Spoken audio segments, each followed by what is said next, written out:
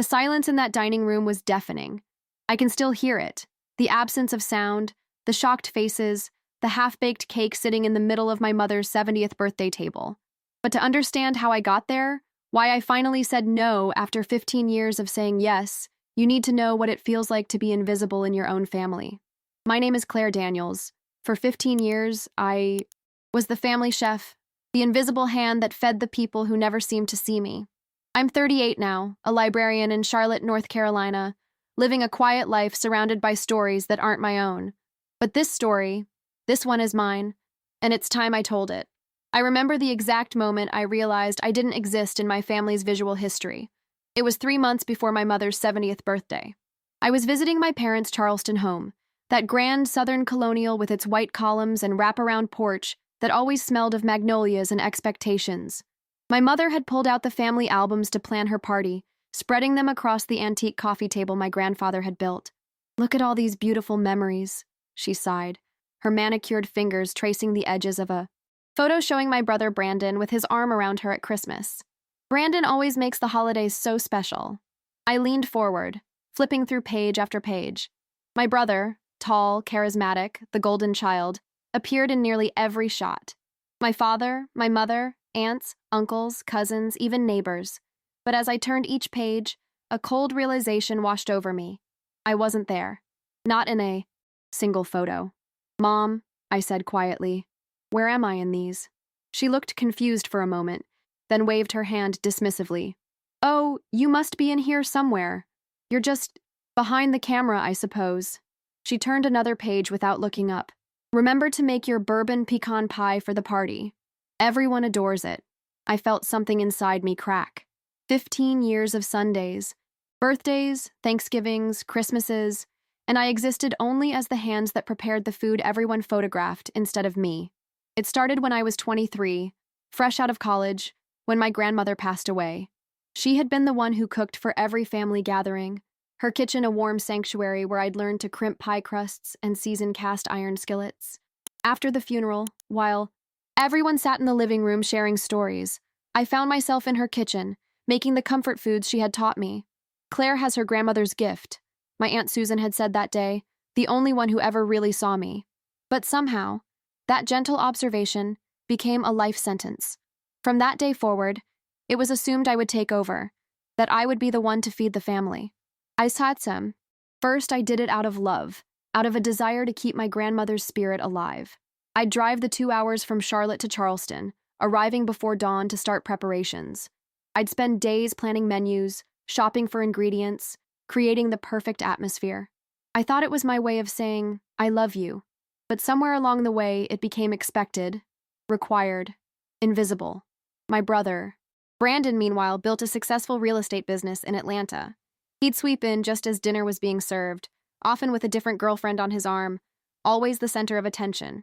He'd bring expensive wine he never opened, make grand toasts, tell stories that had everyone laughing. And every time my mother would beam at him with a pride she never directed at me. "Brandon's home.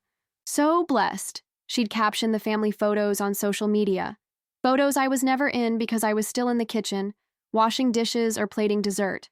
The morning of my mother's 70th birthday dawned crisp and clear. I had been up since 4 a.m., preparing a feast fit for royalty. The menu had been planned for weeks. Her favorite crab bisque, herb-crusted rack of lamb, roasted fingerling potatoes, haricots verts with almonds, and a 3-layer chocolate ganache cake that I'd spent days perfecting. Except I hadn't finished the cake. For the first time in 15 years, I had left something undone. I stared at the half-baked layers, still gooey in the center, unfrosted, unfinished, just like me, present, but incomplete. I packed it anyway, placing it carefully in my cake carrier. I loaded my car with coolers full of partially prepped ingredients and drove the familiar route to Charleston, my hands gripping the steering wheel so tightly my knuckles turned white. The whole drive, the family group chat pinged with updates from Brandon. The balloon arch he'd ordered, the DJ he'd hired, the professional photographer, the bartender mixing signature cocktails, everyone responding with heart, emojis and exclamation points. No one asking where I was, if I was on my way, if I needed help carrying things in when I arrived. When I pulled into the driveway, there were already cars lining the street. Brandon's sleek black Tesla sat in the prime spot near the door. I parked at the far end of the drive and began the multiple trips to bring in my supplies. No one came out to help. Through the windows, I could see them all gathered in the living room, glasses in hand, laughing. My mother sat in her favorite chair, a birthday queen sash across her chest, surrounded by gifts. Brandon stood next to her, one hand on her shoulder, the other holding a champagne flute, clearly mid-anecdote. I entered through the side door to the kitchen, as I always did. The kitchen was spotless, untouched, waiting for me. I set down my coolers and took a deep breath. Then I noticed a note on the counter written in my mother's elegant script. Claire, we've moved dinner up to 6 instead of 7. Brandon's friends have another event tonight. Please adjust your timing. Mom. It was already 5:15. I had planned for a 7 p.m. dinner, a timeline that was already tight. I closed my eyes, feeling something shift inside me. Not anger, something deeper. A recognition of my own worth that had been dormant for too long. Slowly, deliberately, I unpacked the cake carrier. I placed the half-baked, sunken chocolate cake on my mother's best silver platter. I washed my hands, removed my apron, and for the first time in 15 years, I walked directly from the kitchen to the dining room without a tray of food in my hands. The table was set for 12, with the fine china and crystal that I normally arranged. Gold streamers hung from the chandelier, Brandon's doing, no doubt. A banner stretched across the sideboard. Happy 70th, Diane. The champagne glasses gleamed in the afternoon light. I placed the unfinished cake in the center of the table and stood there, arms crossed, flour still on my blouse, waiting. At exactly 6 p.m., they started filtering in. Brandon first, designer sunglasses perched on his head, another full glass of champagne in his hand. Where's dinner? He asked, looking around in confusion. There is no dinner, I said, my voice calm but firm. My mother entered next, her pearls catching the light, her smile fading as she saw the empty table. Claire, what is going on? I stepped forward, gesturing to the raw cake. 15 years of dinners, and I'm not in a single photo, not one. Tonight, I'm not serving. I'm not invisible anymore. The silence was deafening. No one moved. No one spoke. My father lowered himself into a chair, stunned. The guests hovered awkwardly at the threshold. And then my Aunt Susan, the only one who truly saw me, finally whispered, She's right. First time I realized Brandon was the golden child. I was 12 and he was 14. We'd both been in the school talent show. I'd played a Bach piece on piano that I'd practiced for months, and he'd done an impromptu comedy routine that he'd thrown together the night before. His act had some of the teachers raising eyebrows, but he'd gotten laughs. At dinner that night, our father raised his glass to Brandon, the natural entertainer. You've got charisma, son. That'll take you further in life than any amount of practice. I waited for him to acknowledge my performance, but the moment never came. Later, when I asked my mother if she'd liked my playing, she patted my hand absently. It was nice, dear. Very precise. That word, precise, became how they defined me. Claire is precise, dependable, practical, while Brandon was brilliant, charismatic, exceptional. Standing in that dining room now, 26 years later, with my unfinished cake sitting between us like an accusation, I saw those same labels reflected in their stunned expressions. What do you mean there's no dinner? My mother finally asked, her voice rising slightly. Everyone's here. It's my birthday. I know. Exactly what day it is, Mom, I said evenly. I've prepared your birthday dinner for the past 15 years. I've prepared every holiday meal, every Sunday dinner, every special occasion, alone, without help, without acknowledgement. Brandon scoffed, placing his champagne glass down with more force than necessary. Oh, come on, Claire, this is ridiculous. If you wanted recognition for cooking, you should have become a chef instead of hiding in a library all day. I turned to him slowly. This isn't about recognition, Brandon. It's about respect. It's about being seen as a person, not just a service. My father stood up then, his face flushed with anger or embarrassment. I couldn't tell which. Claire, you're making a scene. This isn't the time or place. When would be the time, Dad? When would be the place? I've been silent for 15 years. I've driven 2 hours every weekend. I've spent thousands of dollars on ingredients. I've missed vacations, dates, opportunities, all to be here, cooking for this family, only to be treated like the help. The guests were shifting uncomfortably now. Some had begun to back out of the dining room, murmuring excuses. Brandon's latest girlfriend, a willowy blonde whose name I couldn't remember, was tugging at his sleeve, trying to pull him away from the unfolding drama. My mother's face had gone pale, her hand clutching at her pearls as if they might protect her from my words. I don't understand what's gotten into you. We appreciate what you do. We've always appreciated it. Do you? I asked, my voice still steady. When was the last time you said thank you? When was the last time anyone offered to help? When was the last time I was in a family photo, Mom? Not just my hand holding a platter, but actually in the frame, part of the family? The silence that followed was my answer. I hadn't planned this moment. I hadn't rehearsed what I would say. But as I stood there, feeling the weight of years of invisibility lifting from my shoulders, the words flowed naturally. I've spent my adult life trying to earn a place at this table, only to realize there was never a seat for me. I was always meant to be in the kitchen, out of sight, while Brandon got to be the star. He shows up empty-handed, late, and gets all the praise. I show up with food for 12 on time every time and get treated like I'm fulfilling an obligation. Brandon rolled his eyes dramatically. This is so typical. You've always been jealous of me. No, Brandon, I said, looking him directly in the eyes. I've never been jealous of you. I've been disappointed in a family that only values showmanship over substance. My Aunt Susan stepped forward then, coming to stand beside me. She was my mother's younger sister, a college professor who had never married, who the family viewed with a mixture of respect and pity. But in that moment, she looked stronger than anyone else in the room. Claire has a point, she said, her voice gentle but firm. I've watched this happen for years. We all have. We've taken advantage of her generosity and her talent. We've expected her to carry on Martha's legacy without ever acknowledging the sacrifice that entails. Martha, my grandmother's name. I felt tears prick at the corners of my eyes at her mention, at the memory of her kitchen, the one place I'd always felt seen. My mother looked stricken. Susan, don't encourage this behavior. It's not behavior, Diane, Susan replied. It's truth.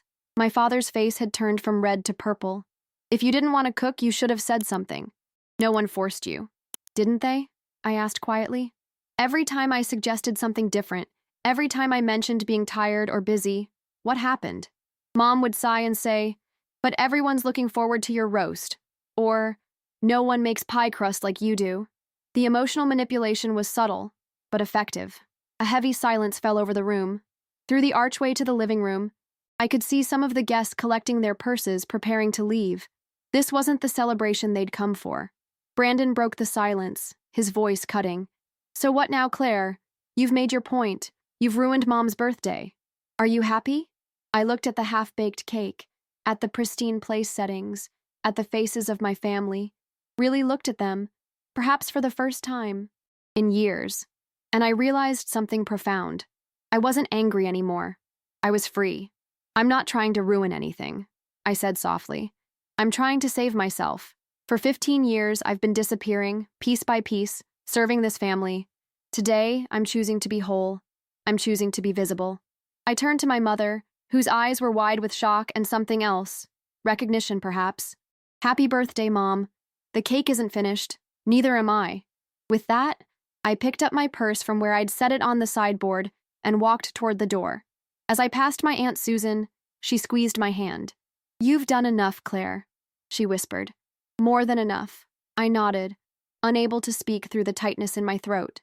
And then I walked out of that dining room, out of that house, leaving behind the golden streamers, the empty plates, and the expectations that had weighed me down for so long.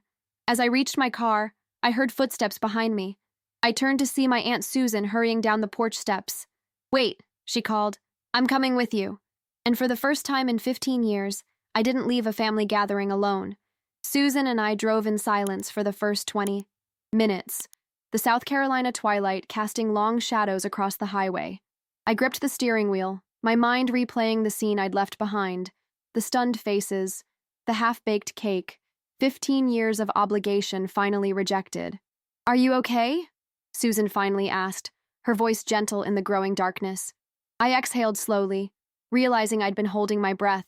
I don't know. I feel light and terrified and sad and relieved. Is it possible to feel all those things at once? Susan laughed softly. That's what freedom feels like, I think. Messy and complicated and wonderful. We ended up at a small diner just off I-26, the kind of place with vinyl booths and waitresses who call you honey. We slid into a corner booth, and I suddenly realized how hungry I was. I hadn't eaten all day, too busy preparing food I would never serve.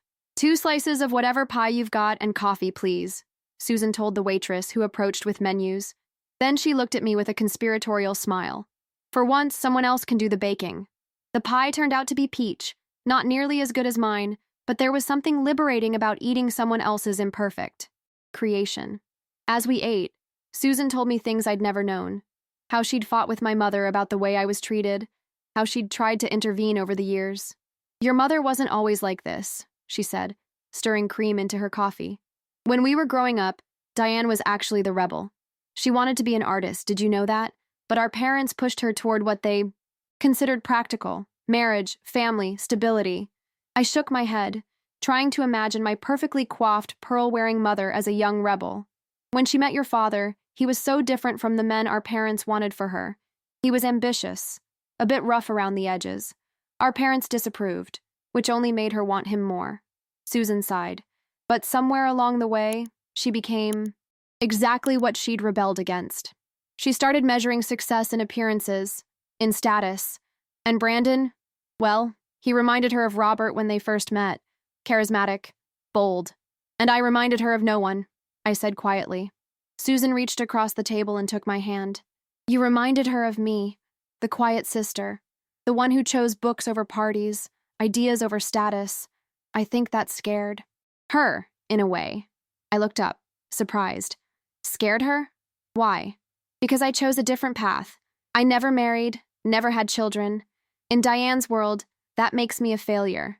Despite my tenure, my publications, my fulfilling life. Susan's eyes were kind but sad. She pushed you into that kitchen because she was afraid if you found your own path, it might look too much like mine. We sat in silence. For a moment, the weight of this revelation settling between us. What happens now? I finally asked. Susan squeezed my hand. Now you get to find out who Claire is when she's not feeding everyone else. The next morning, I drove back to Charlotte alone, leaving Susan at her hotel. She'd offered to come with me, but I needed the solitude, needed to process what had happened and what might come. Next. My phone had been conspicuously silent. No calls from my mother, no texts from my father.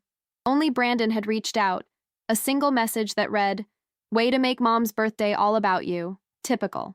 I deleted it without responding. My apartment felt different when I walked in. Smaller somehow, yet more spacious. I moved through the rooms slowly, seeing them with new eyes. The bookshelves, crowded with cookbooks I rarely opened anymore. The expensive stand mixer my mother had given me for Christmas 3 years ago, not because I'd wanted it, but because it would help me make better food for the family. I ran my fingers over the spines of my cookbooks, pausing at the one that had been my grandmother's, its pages stained and dog-eared. I pulled it from the shelf and opened it to a random page. In the margin, in my grandmother's flowing script, was a note. Made this for Claire's 10th birthday. She said it was magical. I felt tears well up as I remembered that day. My grandmother and I in her kitchen, flour on our noses, laughing as we created something together. That was what cooking had once been for me. Joy, connection, creativity. When had it become a burden, an obligation, a measure of my worth? The library where I worked was closed on Sundays, but I went in anyway, using my key to let myself into the quiet building. I loved this place. The smell of books, the hushed atmosphere, the sense of countless stories waiting to be discovered. I'd majored in library science because I believed in the power of stories to change lives. Somehow, I'd forgotten that my own story mattered too. I spent the day reorganizing the children's section, losing myself in the familiar task. When my phone rang late that afternoon, I almost didn't answer it, assuming it would be my mother or Brandon, but it was my father's name on the screen. I hesitated, then swiped to accept. Hello? Claire. His voice sounded different, smaller, less certain. We need to talk about what happened. I sat down at one of the small tables in the children's area, surrounded by picture books and stuffed animals. I'm listening. He cleared his throat. Your mother is upset. I imagine she is. The guests left. Brandon took her out to dinner at that French place she likes, but it wasn't the same. I waited, saying nothing. Look, if you were feeling underappreciated, you could have said something. You didn't have to ruin the party. I closed my eyes, breathing through the familiar disappointment. Dad, I've been saying something for years. You just weren't listening. That's not fair, Claire. We've always supported you. How? By expecting me to drive 4 hours round trip every weekend to cook for you? By never once offering to come to Charlotte to see me? By forgetting my birthday last year, but remembering to send me a text asking if I could make Brandon's favorite cobbler for the 4th of July? There was a long silence on the other end of the line. When he spoke again, his voice was defensive. We're your family. Families help each other. Family works both ways, Dad. It's not just me serving you. It's all of us supporting each other. Another. Silence, longer this time. I don't know what you want from us, Claire. I felt a surprising calm settle over me. I don't want anything from you, Dad. That's what you're not understanding. I'm not asking for more. I'm setting a boundary. I won't be cooking for the family anymore, not like I have been. If you want to see me, really see me, you're welcome to visit me in Charlotte. We can go out to eat, or we can cook together. But I'm done being the invisible chef. Your mother won't like that. I know, but this isn't about what Mom likes. It's about what I need. After we hung up, I sat in the quiet library for a long time, watching the afternoon sunlight slant through the windows. I felt hollowed out but strangely peaceful, like a fever had finally broken. On Monday morning, I returned to work, sliding back into my routine of cataloging books, helping patrons, and leading the occasional children's story time. My colleagues noticed something was different. Several commented on my new haircut, though I hadn't cut my hair, or asked if I'd been on vacation, though I'd been at my desk the previous Friday. You just seem lighter, my friend Meredith said as we ate lunch together in the break room. Like something's changed. I smiled, considering how to explain. I left something behind this weekend, something heavy I'd been carrying for a long time. Sounds intriguing, she said, leaning forward. And also vague as hell. I laughed, really laughed, for what felt like the first time in years. I said no to my family, after 15 years of saying yes to everything they asked. Meredith raised her eyebrows. Wow, how'd that go over? About as well as you'd expect. There was a half-baked cake involved. She looked confused but impressed. I have no idea what that means, but it sounds badass. It was, I admitted, surprising myself with the certainty in my voice. It really was. 3 weeks passed. 3 Sundays when I didn't pack my car with coolers and drive. To Charleston. 3 weekends when I did what I wanted, visited a farmer's market, went hiking along the river, saw a movie in the middle of the afternoon just because I could. My phone remained silent. No calls from my mother. No messages in the family group chat. Brandon had posted photos from a party at his place, tagging everyone except me. My father had texted once, a brief message asking if I was still upset. I hadn't responded. The silence was both liberating and painful. I hadn't realized how much of my identity was wrapped up in being the family caretaker until I stopped. Without the constant planning, shopping, and cooking, I had time. So much time. And in that space, I began to rediscover parts of myself I'd forgotten. I pulled out my watercolors, untouched for years, and spent a Saturday painting at Freedom Park. I signed up for a pottery class at the community center. I accepted an invitation to dinner at Meredith's house, where I sat at the table as a guest, not the chef, and marveled at how relaxing it was to simply enjoy a meal someone else had prepared. And yet, there was a hollow place inside me where my family had been. Not the obligation, not the invisibility, but the connection, however flawed. I missed my father's dry humor, my mother's stories about the neighborhood, even Brandon's energy. I missed belonging to something larger than myself, even if that belonging had come at a cost. On the 4th Sunday, I was repotting plants on my small balcony when my phone rang. Unknown number. I almost didn't answer, but something made me swipe to accept. Hello? Claire? It's Susan. I smiled, brushing soil from my hands. Susan, how are you? I'm fine, but I'm calling about your mother. My stomach tightened. Is she okay? Physically, yes. Susan paused. But she's not herself. She's canceled her bridge club, barely leaves the house. Your father called me yesterday, concerned. I sat down on my balcony chair, watching a hummingbird dart between my flowering plants. I haven't heard from her since the party. I know, she's processing, I think, in her own way. And what way is that? Punishing me with silence? Susan sighed. Maybe. Or maybe punishing herself? I think what you said hit harder than she wants to admit. I closed my eyes, feeling the warmth of the sun on my face. I didn't say anything that wasn't true. Truth can be the most painful thing of all, especially when you've spent decades avoiding it. Susan's voice was gentle but firm. I'm not saying you should go back to the way things were. You were right to set that boundary. But maybe there's a middle ground somewhere. After we hung up, I sat on the balcony until the sun began to set, thinking about middle grounds and boundaries and the complicated geography of family. That night, I dreamed of my grandmother's kitchen, of kneading dough beside her, of the way she would brush flour from my cheek and tell me I had magic in my hands. I woke up knowing what I needed to do. The next day after work, I drove to a small bakery that had recently opened near my apartment. I'd noticed it on my walks but had never gone in. Cooking at home had been such a constant that I rarely bought prepared foods. The bell above the door chimed as I entered. The space was warm and inviting, with exposed brick walls and the unmistakable aroma of butter and sugar. A woman about my age looked up from behind the counter, where she was arranging pastries in a glass case. Hi there. Welcome to Flour and Honey. Thanks, I said, glancing around. Everything looks amazing. She smiled, flour dusting her apron in a way that felt achingly familiar. First time in? I nodded. I'm Claire. I live just down the street. Elena, she offered. Owner, baker, dishwasher, and occasional floor mopper. I laughed. Sounds familiar. I used to do a lot of baking. Used to? She raised an eyebrow. It's complicated. Elena leaned on the counter. The best things usually are. What can I get you today? I studied the case, my eyes drawn to a chocolate cake that looked rich and decadent. Is that a chocolate ganache cake? Good eye. It's my grandmother's recipe, actually. 3 layers with a dark chocolate ganache. Something shifted inside me, a recognition. My grandmother taught me to bake too. Elena's eyes lit up. Nothing like learning from the best, right? Would you like a slice? Actually, I said slowly, an idea forming. I was wondering if you do custom orders. 3 days later, I stood in my kitchen, staring at the cake box from Flour and Honey. Inside was a perfect chocolate ganache cake, the same one I'd left half-baked on my mother's birthday table. Elena had made it exactly to my specifications, even adding the small sugar flowers my grandmother had taught me to make. Beside the cake box sat an envelope containing a card I'd written, rewritten, and rewritten again.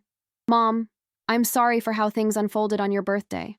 Not for what I said, but for how I said it. You deserved to hear the truth from me, long before it reached a breaking point. This cake is what I meant to make for you that day. It's not made by my hands, but it is given with my heart, which is starting to heal. I can't go back to being the invisible daughter, but I don't want to be the absent one either. If you're willing, I'd like to find a new way for us to be family. One where we all show up, where we all contribute, where we all see each other. Happy belated birthday. Love, Claire.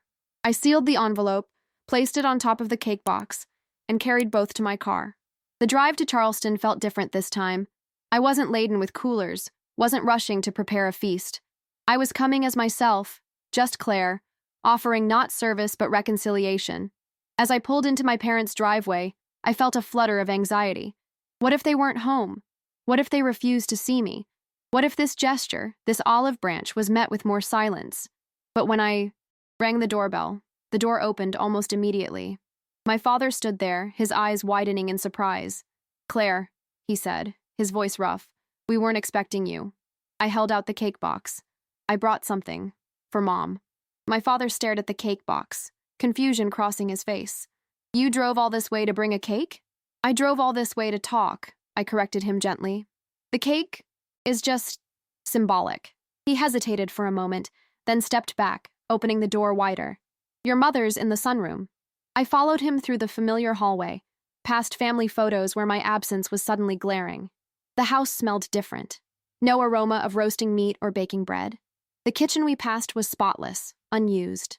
My mother sat in her favorite wicker chair in the sunroom, a book open in her lap, though her eyes weren't moving across the page. She looked up when we entered, her face registering surprise, then a careful blankness. Claire? She said, her voice controlled. This is unexpected. I stepped forward, setting the cake box on the glass coffee table. I know. I probably should have called first. Yes, you should have. Her words were clipped, precise. My father hovered awkwardly at the edge of the room. I'll make some coffee, he muttered, retreating back toward the kitchen. Left alone with my mother, I took a seat on the couch across from her. Sunlight streamed through the windows, illuminating dust motes in the air between us. You look different, she said after a moment, studying me. I touched my hair self-consciously. I got a haircut. Yesterday. No, it's not that. You just look different. I wondered what she saw, the newfound lightness Meredith had noticed, the absence of the weight I'd carried for so long. I brought you something, I said, gesturing to the box. A proper birthday cake, the one I should have made. She eyed the box without moving to open it. That was 3 weeks ago. I know. Better late than never? My attempt at levity fell flat. My mother's posture remained rigid, her eyes wary. Mom, I said softly, I didn't come to fight. I came to talk. Really talk, maybe for the first time. You said plenty at my birthday, she replied, a slight tremor in her voice betraying her emotion. I did, and I meant it. But there's more to say. I took a deep breath. I love you. You're my mother and I love you. That has never changed. What needs to change is how we treat each other. She looked away, out the window to the garden beyond. I don't know what you want from me, Claire. I want you to see me, I said simply. Not as the cook, not as the reliable daughter who never causes trouble, but as me, as Claire. My father returned with a tray holding 3 cups of coffee and a small pitcher of cream. He set it down beside the cake box and took a seat next to my mother, his movements careful, as if the air between us might shatter. Your Aunt Susan called, he said, breaking the awkward silence. She told us we should listen to you. I made a mental note to thank Susan later. And will you? My mother stirred cream into her coffee, the spoon clinking against the porcelain. We're here, aren't we? It wasn't exactly an invitation, but it was an opening. I reached for the envelope I'd placed on top of the cake box and handed it to her. I wrote some things down. It might be easier to start there. She took the card, her manicured fingers brushing against mine. For a moment, I saw a flicker of the mother I remembered from childhood, the one who would brush my hair before school, who taught me to write thank you notes, who once stayed up all night helping me finish a science project. She read the card silently, her expression unreadable. When she finished, she handed it to my father, who read it with furrowed brows. Open the cake, I suggested. My mother hesitated, then lifted the lid of the box. Inside was Elena's perfect creation. 3 layers of rich chocolate cake, dark ganache, glistening in the sunlight, delicate sugar flowers cascading down one side. It's beautiful, she said quietly. I didn't make it, I admitted. A baker near my apartment did. Her name is Elena, and she learned from her grandmother, just like I learned from mine. My mother looked up, surprised. Why didn't you make it yourself? Because this isn't about me serving you anymore. It's about finding a new way to be together. My father cleared his throat. Claire, you have to understand. We never meant to make you feel invisible. We just thought you enjoyed cooking for the family. You never said otherwise. Didn't I? I asked, not unkindly. Every time I mentioned being tired, every time I suggested ordering in or going to a restaurant, what happened? He looked down at his coffee. We thought you were just being modest. No, I said firmly. You heard what was convenient, what allowed things to continue as they were. My mother's hands tightened around her cup. So this is all our fault? We're terrible parents who never appreciated you. That's not what I'm saying, Mom.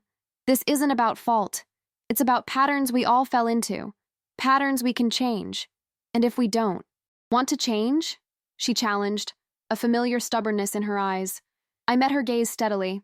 Then I'll still be your daughter, and I'll still love you. But I won't go back to how things were. I can't. The room fell silent except for the ticking of the grandfather clock in the hallway. I sipped my coffee, allowing them time to process my words. Finally, my father spoke. What would changing look like exactly? It was a practical question, so characteristic of him. My father had always been a problem solver, approaching emotional issues with the same methodical precision he used in his engineering work. It would look like all of us contributing, I said. If we have family dinners, everyone helps with the preparation, the serving, the cleanup. It would look like taking turns. Hosting. Sometimes here, sometimes at my place in Charlotte. It would look like actually seeing each other, talking about our lives, our interests, our struggles. And Brandon? My mother asked. He's part of this family too.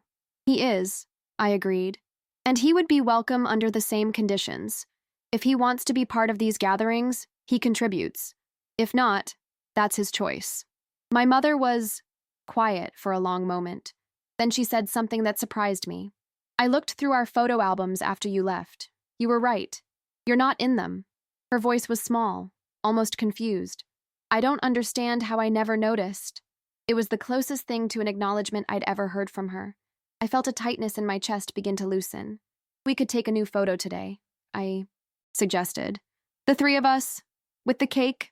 My father nodded, reaching for his phone. I'd like that. After the photo, awkward but honest, the three of us gathered around the cake, smiles tentative but real. We cut into Elena's creation. The cake was delicious, rich and not too sweet, just the way my grandmother had taught me to make it. It's good, my mother admitted, but it's not quite like yours. I smiled, recognizing the compliment hidden in her words. No, it's not. Mine has a bit more vanilla, a little less sugar. Will you make it again someday? She asked cautiously. Yes, I said, but not alone. Next time we'll make it together. The drive back to Charlotte that evening felt different from any other return journey I'd made from my parents' house. Usually I'd be exhausted. From hours of cooking and cleaning, my mind already planning the next meal I'd need to prepare. This time I felt light, contemplative, cautiously hopeful. The conversation with my parents had been difficult but necessary. We'd talked for hours, moving from the sunroom to the kitchen table, where we shared the chocolate cake and memories, some painful, some fond. For perhaps the first time, I'd spoken honestly about my experiences, and they had listened, really listened. My mother had cried at one point, something I'd rarely seen her do. I never meant to make you feel invisible, she'd said, her voice breaking. I think I just didn't know how to connect with you. You were always so capable, so independent. Not like Brandon, who needed constant attention. Needing attention. And deserving it are different things, Mom, I'd replied gently. She'd nodded, dabbing at her eyes with a napkin. I know that now. Before I left, we'd made tentative plans for the following Sunday. They would drive to Charlotte this time, and we would have lunch at a restaurant of my choosing. A small step, but significant. As I crossed the state line back into North Carolina, my phone rang. Car's Bluetooth displayed the caller. Brandon.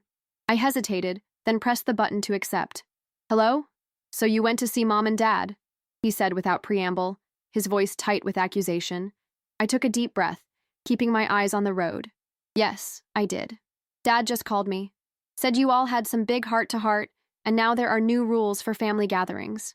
The sarcasm in his voice was thick. Not rules, Brandon. Boundaries. There's a difference. He scoffed. Same thing. You're just being dramatic, trying to get attention. The old me would have backed down, would have apologized, would have tried to smooth things over. But I wasn't that person anymore. Think what you want, I said calmly. But if you want to be part of family gatherings going forward, you'll need to contribute like everyone else. What? I have to cook now? You know I don't cook. Then you can set the table, or bring the wine and actually open it, or do the dishes afterward. The point is, we all participate. There was a long silence on the other end of the line. When Brandon spoke again, his voice had lost some of its edge. Did they really never put you in photos? The question caught me. Off guard. No, they didn't.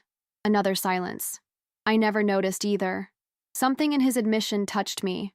A rare moment of self-awareness from my usually self-absorbed brother. Most people don't notice the invisible ones, Brandon. That's kind of the point. I'm not coming to Charlotte on Sunday, he said abruptly. I have plans. That's your choice. There will be other Sundays. After we hung up, I realized I wasn't upset by his refusal. It was honest, at least. And honesty, however uncomfortable, was what I wanted from my family now. The next day at work, I found myself sharing the story with Meredith during our lunch break. She listened intently, her eyes widening at certain parts. So what happens now? She asked when I finished. I shrugged, unwrapping my sandwich. We try. We talk. We see if we can build something new from the ruins of what wasn't working. And if you can't, then at least I'll know I tried, and I'll have boundaries either way. Meredith nodded appreciatively. Look at you, all grown up and setting boundaries. I'm proud of you, Claire. The week passed quickly. I found myself looking forward to Sunday, to showing my parents my Charlotte life, my apartment with its book-lined walls and thriving plants, the local park where I walked each morning, the small bakery where Elena created her magic. On Saturday afternoon, I received a text from my mother. What should I bring tomorrow? The question made me smile. It was small, but it was progress. I texted back, just yourselves, and maybe a bottle of that white wine Dad likes. Sunday dawned clear and cool, a perfect fall day in Charlotte. I spent the morning tidying my apartment, not with the frantic energy of someone trying to impress, but with the calm purpose of someone preparing to welcome loved ones into their space. At noon, my parents arrived, my father carrying a bottle of wine, my mother holding a small potted orchid. A housewarming gift, she explained as she handed it to me. Though I suppose it's a bit late since you've lived here for 5 years. I accepted the plant with a smile, recognizing it for what it was, an acknowledgement that they had never properly visited my home before.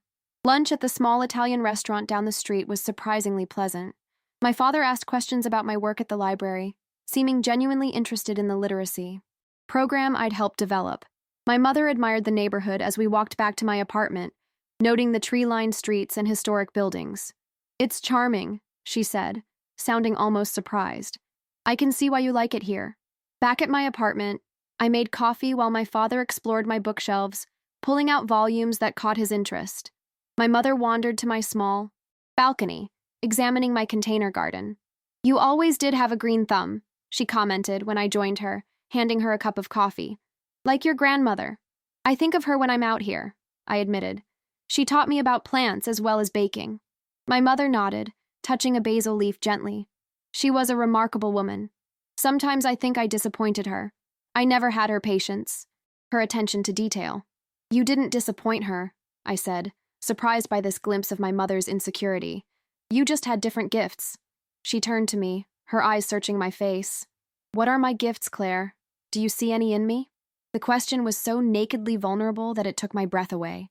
In that moment, I saw my mother not as the intimidating, pearl-wearing matriarch who had made me feel invisible, but as a woman, insecure, aging, afraid of her own irrelevance. You have strength, I said honestly. Determination, loyalty to those you love, even if you sometimes show it in ways that hurt. You have excellent taste, a good eye for beauty, and you're resilient. You always find a way forward. Tears welled in her eyes. I don't think anyone has ever described me so generously. It's not generosity, Mom. It's truth. We can acknowledge the hard parts of our relationship and still see the good in each other. She nodded, looking out at the city skyline visible beyond my small garden. I'd like to try to build this bridge between us. Me too, I said softly. When they left that afternoon, the goodbye was different from any we'd shared before. My mother hugged me, really hugged me, not the perfunctory embrace she usually offered. My father kissed my cheek and promised they'd call during the week. As I closed the door behind them, I felt a sense of cautious optimism. The bridge we were building was fragile, constructed of new understandings and tentative connections. It might not hold, but for the first time in years, we were all making an effort to cross it. 6 months passed, each week bringing small but significant changes to my relationship with my family. Our Sunday gatherings alternated between Charlotte and Charleston, with clear expectations that everyone would contribute. My father discovered a hidden talent for grilling, while my mother surprised us all by taking a cooking class at the local community center. Her first attempt at homemade pasta was a disaster that had us all laughing. Sauce splattered across her usually pristine blouse. But her second try was remarkably good. Brandon's participation was inconsistent at first. He'd show up late or not at all, still clinging to his role as the golden child who operated by different rules. But gradually, perhaps seeing that our parents were genuinely enjoying the new dynamic, he began to make an effort. He'd bring dessert from an upscale bakery in Atlanta, or stay after dinner to help with dishes, awkwardly scrubbing pots as if they were alien artifacts. I never realized how much work goes into these gatherings, he admitted one evening as we stood side by side at my parents' sink, me washing, him drying. That was kind of the point, I replied, but without bitterness. Time and distance had softened the edges of my resentment. I get it now, he said, carefully wiping a wine glass. Well, I'm trying to get it. That was Brandon, always qualifying his admissions, never quite giving full acknowledgement. But it was progress, and I was learning to accept progress in whatever form it came. My Aunt Susan remained my steadfast ally, visiting from her university town whenever she could, bringing books she thought I'd enjoy and stories that filled in gaps in my understanding of our family history. It was Susan who suggested we all take a cooking class together for my mother's 71st birthday, a suggestion that would have been unthinkable a year earlier. You'll all make the meal together, she proposed over brunch one Sunday. No one person in charge, everyone learning something new. To my surprise, my mother nodded enthusiastically. I'd like that. It would be symbolic, wouldn't it? And so, on a warm evening in May, we gathered at a culinary studio in downtown Charleston. My parents, Brandon, who had actually cleared his schedule for once, Susan, and me. The chef, a vivacious woman named Lucia, guided us through creating an elaborate Mediterranean feast, assigning each of us different components. Claire, you'll handle the appetizers, she instructed. Brandon, the main protein. Diane and Robert, vegetables and sides. Susan, dessert. I waited for my mother to object, to insist that I should make dessert since that was my specialty. But she simply tied on her apron and began carefully dicing eggplant, asking Lucia questions about technique, completely engaged in the task at hand. As we worked, moving around the professional kitchen, helping each other when needed, I caught glimpses of what might have been, what could have been all along if we'd approached family as a collaborative effort rather than a hierarchy with assigned roles. Brandon overcooked the fish slightly but laughed it off. At least I didn't burn down the kitchen. He joked, and I was surprised to find myself laughing with him rather than judging his mistake.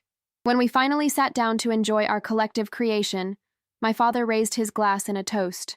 To new traditions, he said simply. We clinked glasses, and I looked around the table, seeing something I'd never fully seen before. My family, imperfect and complicated, but trying. Really trying. Later that night, as we were cleaning up the culinary studio, my mother pulled me aside. I have something for you, she said, reaching into her purse. She handed me a small, wrapped package. Inside was a framed photograph, one I'd never seen before. It showed me at about 10 years old, standing in my grandmother's kitchen, flour on my cheeks, beaming with pride as I held up a loaf of bread. Where did this come from? I asked, running my finger over the image. Your grandmother had it. I found it when we were cleaning out some old boxes in the attic. My mother's voice was soft. You were always so happy in the kitchen with her. I think I was jealous of that connection. I never had that with my mother. I looked up, surprised by her candor. I turned your joy into an obligation, she continued, and I'll always regret that. But I want you to know that I see you now, Claire. I really see you. I felt tears well up as I hugged her, the photograph pressed between us, tangible evidence that I had been visible all along, at least to someone. The transformation in our family wasn't dramatic or instant. There were still awkward moments, old patterns that threatened to reassert themselves. Sometimes my mother would slip and ask me, "You'll make the dessert for Sunday, right?" without offering to help. Sometimes Brandon would revert to his charming, entitled self, especially when stressed about work. But now we had a new language for addressing these slips. I could say, I'd be happy to make dessert if someone else handles the main course, and it wasn't seen as rebellion. It was seen as the reasonable boundary it was. One Sunday in late summer, I invited Elena from the bakery to join our family dinner in Charlotte. She and I had become friends over the months, bonding over our shared love of baking and our complicated family dynamics. She'd been curious about the family she'd heard so much about, particularly after making that pivotal chocolate cake. So, you're the famous Elena, my mother said when I introduced them. Your cake helped start our family revolution. Elena laughed. Happy to have played a small part. Claire has told me so much about all of you. All bad, I'm sure, Brandon quipped, but with a self-deprecating smile that took the edge off. Actually, Elena replied, meeting my eyes briefly. She talks about how much things have changed, how you're all learning to see each other differently. That evening, as we sat around my small dining table, sharing a meal we'd all helped prepare, I felt a sense of completion that had nothing to do with food and everything to do with being truly present, truly seen. After dinner, Brandon insisted on taking a group photo. Everyone in the frame, he directed, setting up his phone on a timer. Including the chef, he added, nodding to me. As we huddled together, my mother's arm around my shoulders, my father standing tall behind us, Elena and Susan smiling on either side, I thought about that half-baked cake I'd left on the table a year ago, a symbol of my unfinished self, my incomplete place in the family. This new photo would show something different, a family still in progress, still learning, but finally whole. 1 year to the day after I'd left that half-baked cake on my mother's birthday table, I stood in Elena's bakery, Flour and Honey, watching as she put the finishing touches on a spectacular 3-tiered cake. Gold fondant covered the layers, with delicate sugar flowers cascading down one side, an edible work of art. "It's perfect," I told her, admiring the craftsmanship. "She's going to love it." "I hope so," Elena replied, carefully placing the cake in a large box. "Your mother seems like a woman with high standards." I laughed, realizing how much my perception of my mother had changed over the past year. "She is, but she's learned to appreciate imperfection too."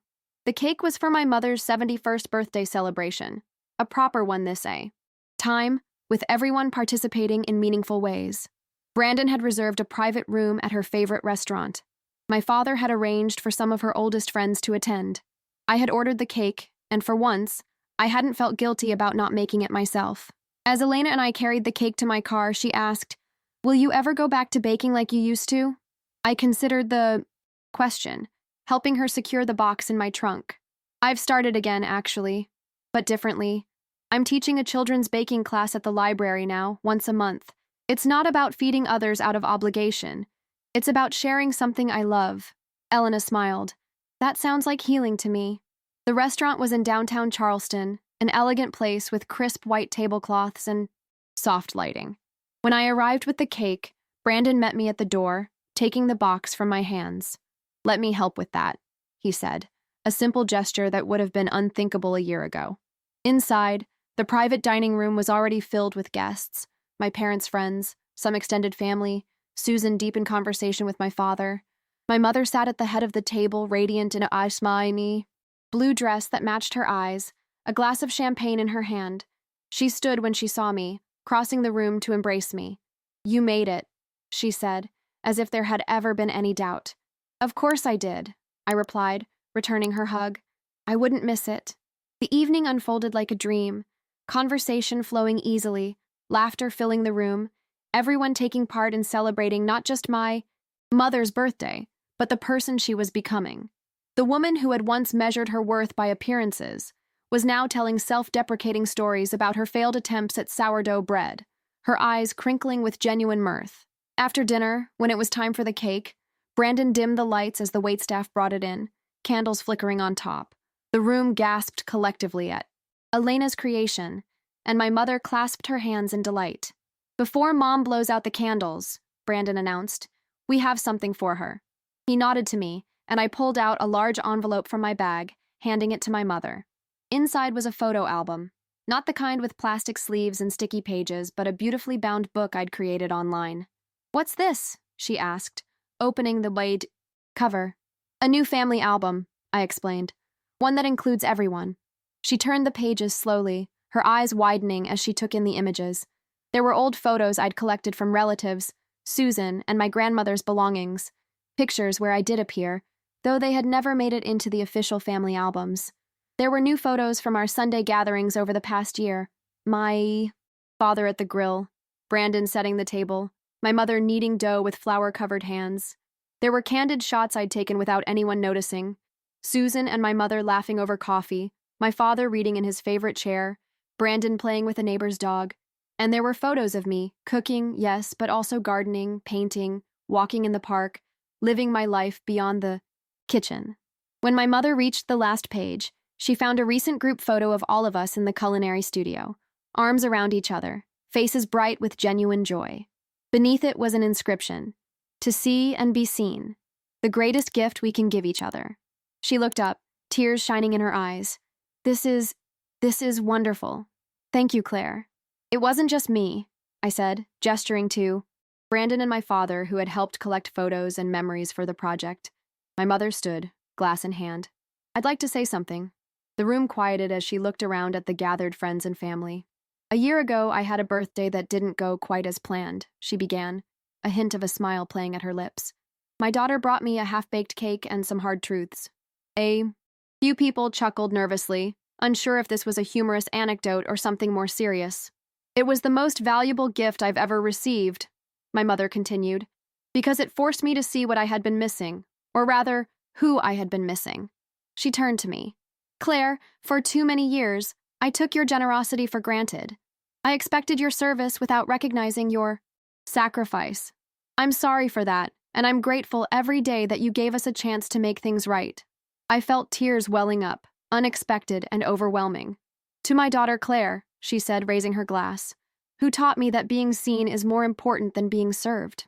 As glasses clinked around the room, I caught Susan's eye across the table. She nodded slightly, a gesture of profound approval and shared understanding. Later that evening, as guests began to depart, Brandon approached me, uncharacteristically hesitant. I've been thinking about something, he said, fidgeting with his watch. Remember how we used to go to grandmother's cabin on Lake Hartwell every summer? I nodded. The cabin had been sold after my grandmother's death, a decision that had saddened me deeply at the time. I tracked down the current owners, he continued. They're interested in selling. I thought, maybe we could buy it back, as a family. He paused, looking uncomfortable with his own vulnerability. We could fix it up together, make new memories. I stared at him, shocked by the suggestion. That would be amazing, but it's expensive, isn't it? He shrugged. I've been doing well at work. And anyway, it would be worth it. He met my eyes directly. I've missed a lot of opportunities to be a better brother. I'd like to change that. As the evening wound down, I found myself standing on the restaurant's terrace, looking out at the Charleston skyline. My father joined me, leaning on the railing beside me. Quite a year, he said simply. Yes, I agreed. Quite a year. Your mother and I have been talking, he said after a moment. We'd like to start a new tradition.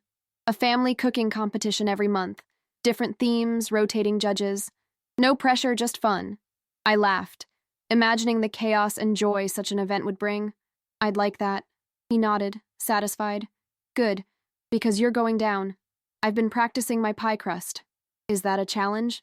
Dad? You bet it is, he replied, his eyes twinkling with competitive spirit I'd never seen directed at something as mundane as cooking. As we walked back inside to rejoin the others, I reflected on the journey of the past year. The half-baked cake that had symbolized my incomplete self had led to something I never could have imagined. A family transformed, relationships renewed, hidden selves finally revealed.